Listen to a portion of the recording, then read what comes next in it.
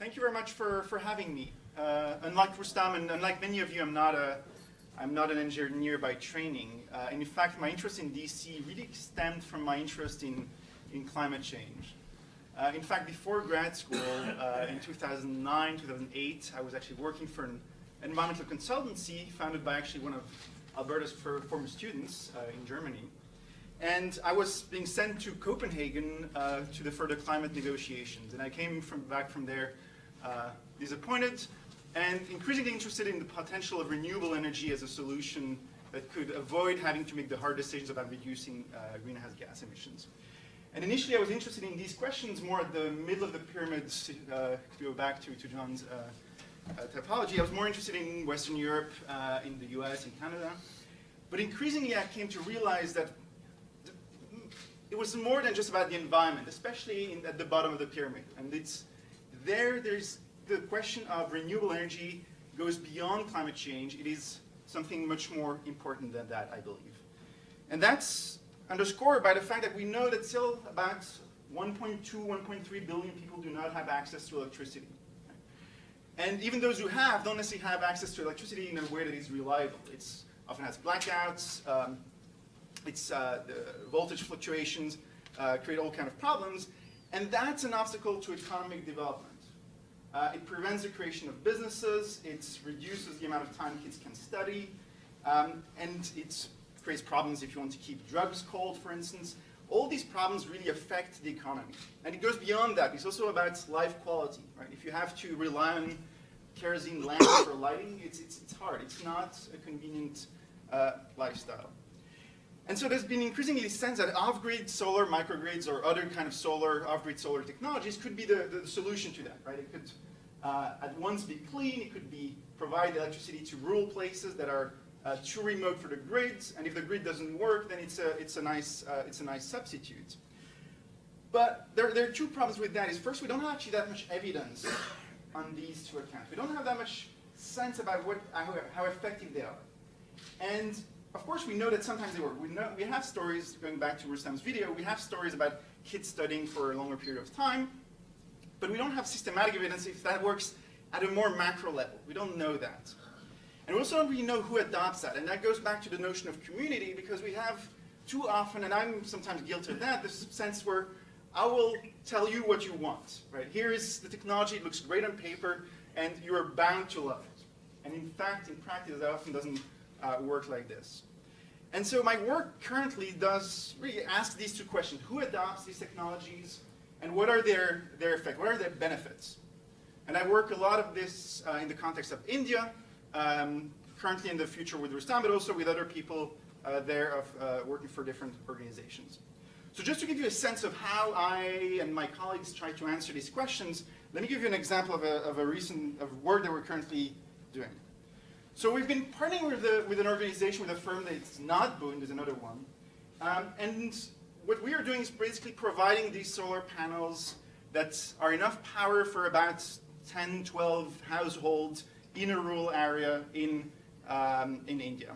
And these are very simple technologies, right? You just need, you come in the morning, you find 10 households that are willing to be customers, and if they agree, you can just build the solar panel on the rooftop, connect all the households, and everybody's happy, at least in theory. So we've been doing this, we've been trying to see what the effect of these solar panels are. Who adopts them, who becomes a customer, and then how do the people's life change, if at all? So we did that in India, and we had numbers earlier about the number of households that are not connected. According to the census from 2011, about 400 million people do not have access to electricity, and they're mostly located in rural areas.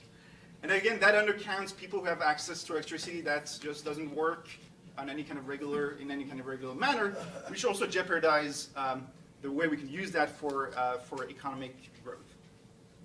And what we did is we conducted a randomized controlled trial, and I know there are a number of people from business schools here. I think the equivalent is the A/B testing, if I'm not mistaken, which is basically the approach that you're randomly selecting a number of households, and you're sending your salespeople there. If they are interested, they become customer. If not, they will not become customer. But we look among all these so-called treated households, how their life then changes. And so we conducted interviews with 1,600 households 3 times, once before our study started, before their salespeople of that company went there, once 6 months later, and once a year after. And we looked at questions, the same questions I just mentioned before: who becomes customer, and what are the effects? And we looked at 2 kind of effects. First of all, just in terms of electricity, does a simple little intervention like that reduce energy poverty? Right, that was the first question. And then more generally, looking at other kind of outcomes that people often claim make, these things change once people have access to solar power. Time spent studying, whether people opened small businesses, if their income changed, their savings. And so we asked a range of questions on this front.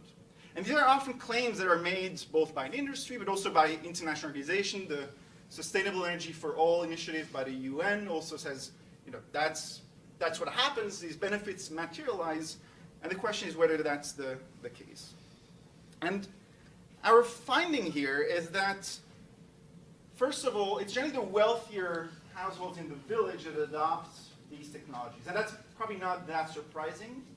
What is interesting is that the entrepreneurial spirit seemed to really play a role. We asked people about their willingness to take business risks and so forth, and those who were willing to do so before we went there were also more likely to become customers and adopt these solar microgrids.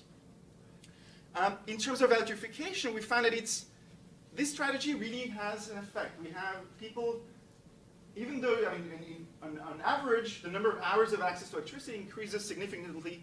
And again, it sounds only by 1 to 4 hours a day, but if you need that for lighting, then that's it covers most of the time you actually need it for.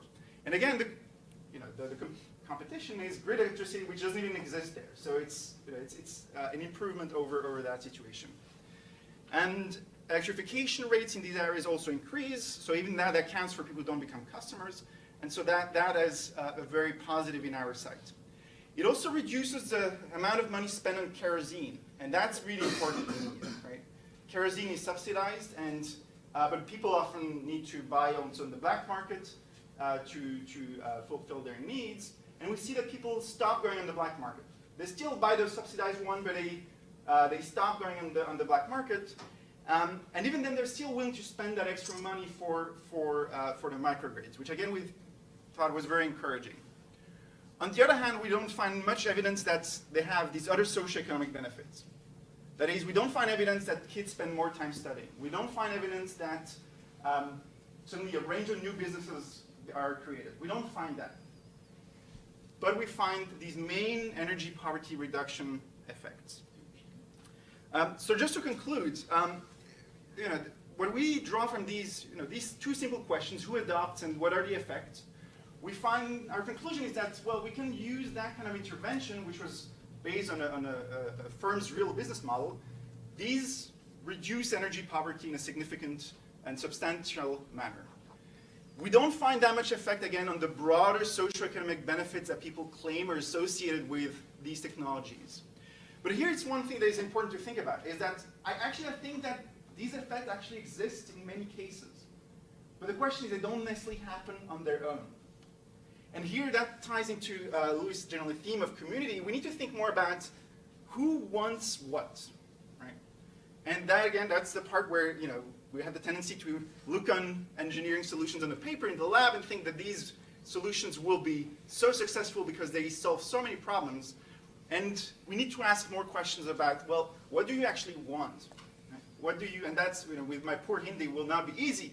But we need to get a better sense on the ground about what they need, what they're interested in, and what kind of purposes they could see in such a new technology.